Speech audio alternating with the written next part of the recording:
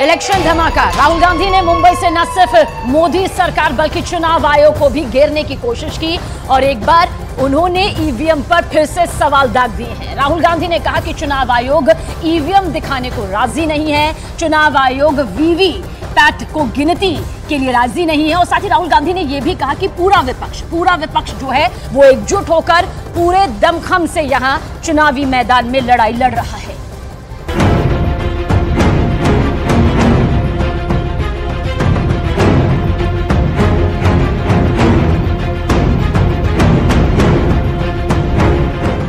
शनिवार को चुनाव की तारीखों का ऐलान हुआ और उसके अगले ही दिन रविवार को 2024 के चुनावी संग्राम की सबसे बड़ी तस्वीर दिखाई दी। एक तरफ अपने पुराने सहयोगी के साथ एनडीए ने अपनी ताकत दिखाई तो दूसरी तरफ नए इंडिया गठबंधन ने शक्ति प्रदर्शन किया।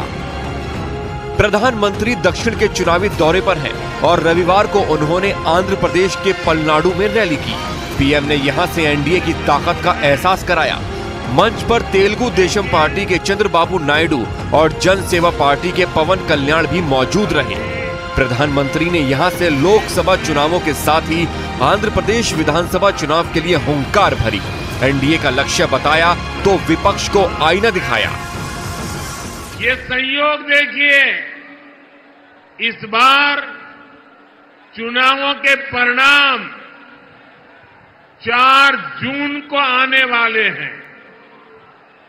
अब पूरा देश कह रहा है 4 जून को 400 पार।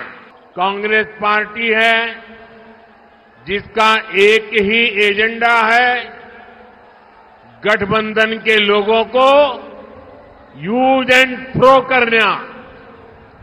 आज कांग्रेस को भले ही मजबूरी में इंडी अलायंस बनाना पड़ा हो, लेकिन इनकी सोच वही है।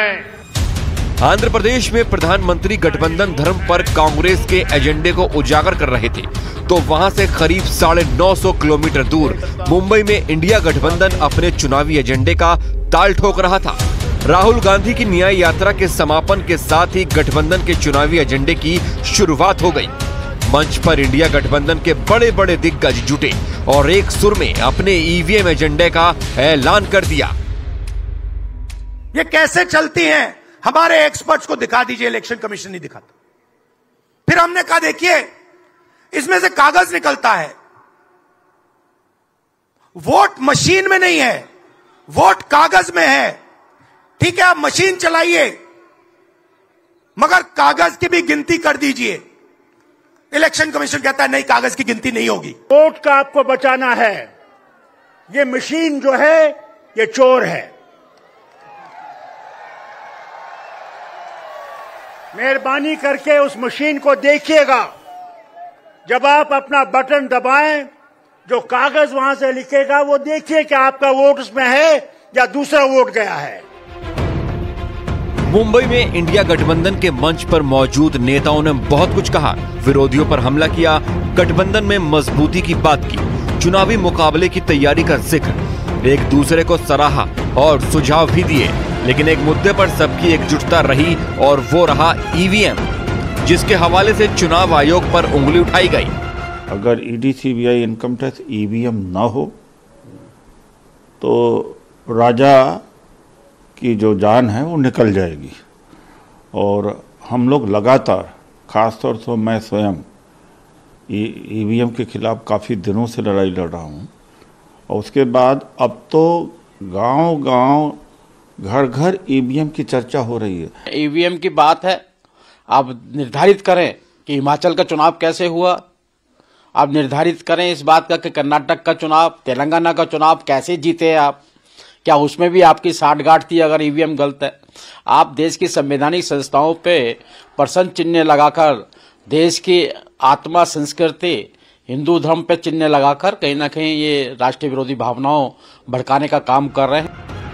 ईवीएम पर सवालों का सिलसिला नया नहीं है, रह रहकर ये मुद्दा विपक्ष उठाता रहा है, लेकिन चुनावों से ठीक पहले ये विपक्ष का बड़ा हथियार बनता ही है और चुनाव के बाद उसकी धार नतीजों के हिसाब से तय होती रही है। और इस बार भी कुछ ऐसा ही सिलसिला अब शुरू हो गया है।